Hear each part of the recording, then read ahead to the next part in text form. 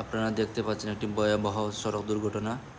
এই ঈদের যাত্রায় মানুষ তাদের বাড়িতে যায়, গ্রামে যায় যাতে পরিবারের সবার সাথে ঈদ করতে, কিন্তু চালকরা এতটা বেপরোয়া হয়ে যায় যার কারণে এইসব দুর্ঘটনা ঘটে।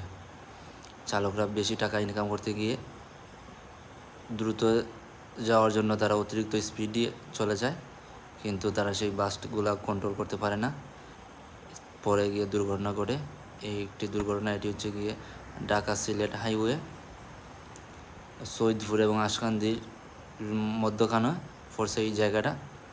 মিনাজপুর নামক স্থানে একটি সমিলের সামনে একটি বিদ্যুৎ খুঁটির সাথে এটা আটকে গেছে, না হলে এটা জমিনে চলে যেত অথবা এটা ফল্টি খাইতো। কিন্তু আমরা আশা করি যে চালকরা ভালোভাবে গাড়ি চালাবেন এবং যাত্রীদেরকে তারা সহি সালামত নিয়ে তাদের গন্তব্যে পৌঁছে দেবেন, কিন্তু এত স্পিডে চালাবেন না।